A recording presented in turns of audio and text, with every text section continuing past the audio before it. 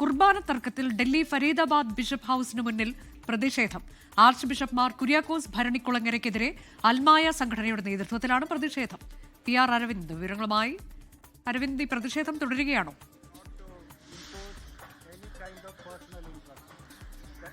വിശ്വാസികളുടെ പ്രതിഷേധം തുടരുകയാണ്. ഡൽഹി, നമുക്കറിയാം, സീറോ മലബാർ സഭയിലെ കുർബാന തക്കം കേരളത്തിന് പിന്നാലെ ഡൽഹിയിലും ശക്തമായി തന്നെ തുടരുന്നുണ്ട്. ഇപ്പോൾ ഡൽഹി ഫരീദാബാദ് അതിരൂപത അധ്യക്ഷൻ ബിഷപ്പ് ഹൗസിന് മുന്നിലാണ് വിശ്വാസികൾ ഇവിടെ എത്തിയിരിക്കുന്നതും പ്രാർത്ഥനാ യോഗം നടത്തുകയും ചെയ്തത്. ഇവിടെ സ്ത്രീകളും കുട്ടികളും അടക്കമുള്ള വിശ്വാസികൾ എത്തിയിട്ടുണ്ട്. ഇവർ സമാധാനപരമായി പ്രതിഷേധവുമായി മുന്നോട്ട് പോവുകയാണ്. നമുക്കറിയാം, പോസ്റ്ററുകൾ അടക്കം കൊണ്ടാണ് ഫരീദാബാദ് പ്രധാനമായും ബിഷപ്പിന്റെ ഇടപെടലുകൾ, ഈ കുർബാനയിൽ ഇടപെടൽ അത് തെറ്റിദ്ധാരണകൾ ഉണ്ടാക്കുന്നുവെന്ന് തന്നെയാണ് വിശ്വാസികൾ അടക്കം ആരോപിക്കുന്നത്. പള്ളികൾ അടച്ചുപൂട്ടുന്ന ബിഷപ്പിന്റെ കുൽസിത ശ്രമങ്ങൾക്ക് തമ്പുരാൻ മാപ്പ് കൊടുക്കണമെന്ന പോസ്റ്ററുകൾ അടക്കം ഉയർത്തിക്കൊണ്ടാണ് ഇവിടെ വിശ്വാസികൾ പ്രതിഷേധിക്കുന്നത്. 4 ആവശ്യങ്ങളാണ് വിശ്വാസികൾ മുന്നോട്ട് വയ്ക്കുന്നത്. അതിൽ ഏറ്റവും പ്രധാനം സിനഡ് അംഗീകരിച്ച ഏകീകൃത കുർബാന അവർക്ക് പൂർണ്ണ തോതിൽ ലഭ്യമാക്കണം. അതുപോലെ തന്നെ എല്ലാ പള്ളികളിലും അൽത്താരവധി നിർബന്ധമാക്കണം.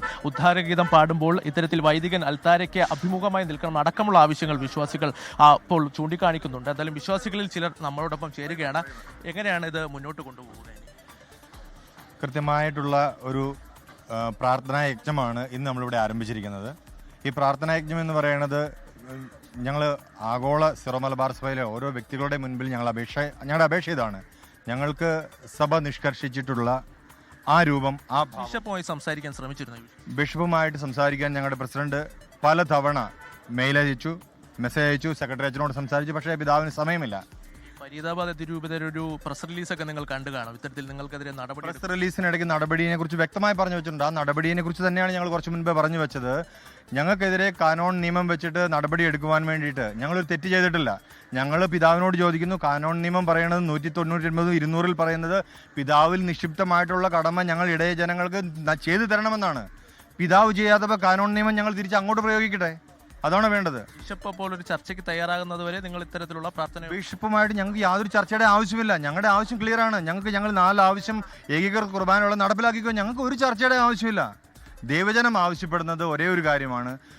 തിരുസഭ നിഷ്കർഷിച്ച സഭാ സിനഡ് അംഗീകരിച്ച ഏകീകൃത കുർബാന 34 രൂപതകളിൽ നടക്കുന്നത് പോലെ തന്നെ ഈ രൂപത 34 പെട്ടതാണ്. ഈ രൂപതയും ഇവിടെ ഈ മായം കലർത്തൽ, വെള്ളം ചേർക്കൽ പാടില്ല. ചില ഇടവകളിൽ കുർബാന മുടങ്ങിയ സാഹചര്യമുണ്ട്. അപ്പോൾ എങ്ങനെയാണ് ഇനി ഓരോ ഇടവക എന്ന് പറയുന്നത് ഓരോ കുടുംബമാണ്. ഈ കുടുംബം ഇല്ലാണ്ട് രൂപതയില്ല, രൂപതയില്ലാണ്ട് സഭയില്ല. ഞങ്ങളുടെ ഓരോ ഇടവക കുടുംബങ്ങളിൽ കുർബാന മുടങ്ങി എന്ന് പറയുമ്പോൾ നെഞ്ചിൽ അത്രയും വേദനയോടെയാണ് ഞങ്ങൾ നിലകൊള്ളുന്നത്.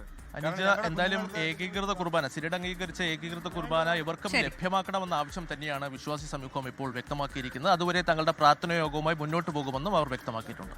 ലോകത്തെവിടെയായാലും ഏത് സമയത്തും 24 വാർത്തകളും ഓഗ്മെന്റഡ് റിയാലിറ്റി പാക്കേജുകളും എക്സ്പ്ലെയിനറുകളും വിശദമായി കാണാൻ ഞങ്ങളുടെ YouTube ചാനൽ നിങ്ങൾക്ക് സബ്സ്ക്രൈബ് ചെയ്യാം.